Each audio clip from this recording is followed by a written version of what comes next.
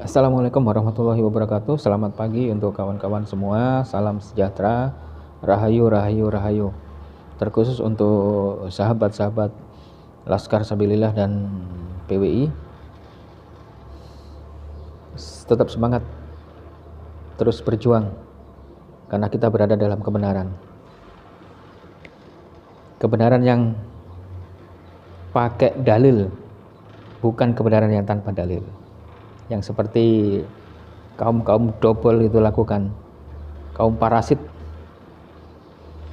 Oke, saat ini saya akan membahas tentang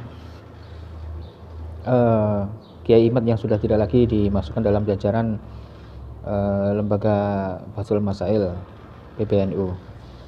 Bagi saya tidak masalah seperti apa yang dikatakan Dr. Sugeng.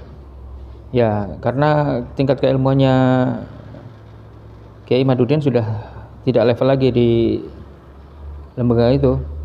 Ya, lembaga itu ya cukup seperti pemikirannya si Fahru Razi itu. Cara berpikirannya yang aneh itu. Dan gemesin gitu ya. Kata Dr. Sugeng, ya memang bukan hanya gemes lagi ya. Kalau kita tahu Tukul itu lucu, ini lebih lucu ini. Cara berpikirnya. Dan akhirnya dengan seperti itu saya sudah tidak lagi menganggap mereka itu sebagai ulama. Karena apa? Karena mereka bohong. Jadi kenapa saya berani mengatakan mereka bohong? Mereka bolak-balik mengatakan bahwa nasab Ba'lawi itu sudah sugroh wal istiwadoh, sudah diakui oleh zaman-zaman dulu. Padahal walaupun sudah sugroh wal istiwadoh pun itu juga tidak kuat. Sugrohnya wal istifadohnya itu di abad 9, sedangkan tokoh yang diperkarakan itu di abad 3 Hijriah. Itu sudah enggak masuk. Tapi okelah, tangkap dulu bahwa mereka sudah sugroh wal istifadoh, sudah diakui, anggap seperti itu. Sekarang kebenaran itu digugat oleh Kiai Imaduddin dengan bukti, data, fakta dari berbagai disiplin ilmu. Apa yang mereka lakukan? Mereka ini siapa ya? Mereka yang golongannya Fahru Razi dan kawan-kawan itu, yang otaknya sudah bundel. Tapi ya namanya sudah zombie ya, mau apa lagi? Zombie itu kan sudah dikuasai. Nah, kalau sudah dia kuasai seperti itu, apakah dia bisa berpikir jernih? Tentu tidak. Apakah dia masih bisa dianggap sebagai ulama? Ya tentu tidak juga. Sudah tidak bisa membedakan mana yang benar dan mana yang salah. Oke. Tangkaplah mereka sudah sugroh wal istifadoh sebagai keturunan Nabi. Garis lurus. Ingat ya, garis lurus. Garis perempuan kan mereka menutup diri, sudah membatalkan dan tidak mengakui. Dan itu ciri-ciri Yahudi. Yahudinya bukan Yahudi asli, Yahudi palsu lagi. Nah, ketika sudah ada disodorkan data, yang mereka lakukan itu apa? Yang mereka lakukan itu bukan membantah data-data tersebut dengan data-data yang lain, tidak. Selama ini tidak, saya tidak melihat itu. Yang mereka lakukan itu adalah memframing. Loh, katanya ini begini, ya harus begini. Loh, katanya ini begini, loh, baru katanya loh. Datanya mana? Ya katanya ini. Ternyata setelah katanya dibuka, ternyata kitab-kitabnya mereka sendiri. Mikir, kata Cak Lontong. Tapi aku yakin mereka nggak bisa mikir, wong jadi zombie. Mana bisa mikir? Jadi kata Kiai Fuad, ulama boleh salah, itu sisi manusiawi.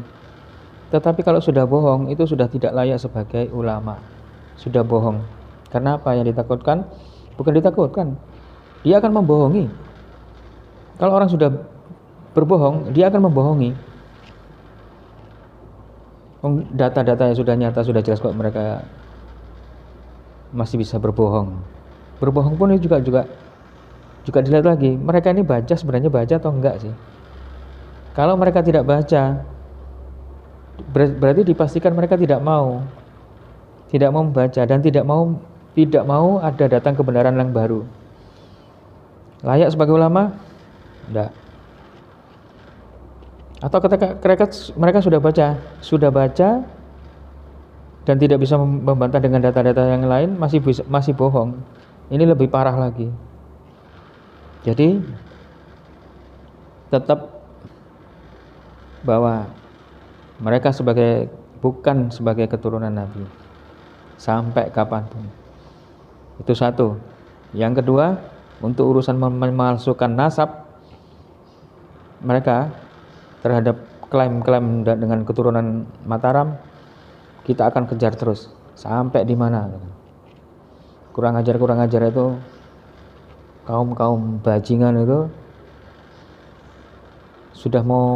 sudah masuk ke dalam terah Mataram. Dia lupa, memangnya keturunan Mataram itu ada yang ada di keraton saja? Tidak. Dan datanya lengkap, tercatat. Nggak mungkin. Ya, begitu saja. Silakan dipahami, dicerna. Kita tahu siapa yang bohong dan siapa yang tidak bohong. Dengan dikeluarkannya Kiai Madudin dari pengurusan PBNU, itu sudah membuktikan bahwa orang-orang yang ada di PBNU, sebagian ya, oknum-oknumnya itu sudah menjadi zombie dan memang hendak menguasai. Ya. Kiai Imad tidak boleh berada di dalam pengurusan karena ada diskursus nasab, makanya dikeluarkan supaya bisa begini itu. Tapi bagaimana yang itu, yang Semarang itu, yang sok-sok menjadi raja itu, ternyata tidak lebih dari sebuah dukun, sama seperti dukunnya Fir'aun, Lutfi bin Yahya. Saya marah sekali ketika dia mau memasukkan nama yang Mataram. Sekian, terima kasih. Wassalamualaikum warahmatullahi wabarakatuh.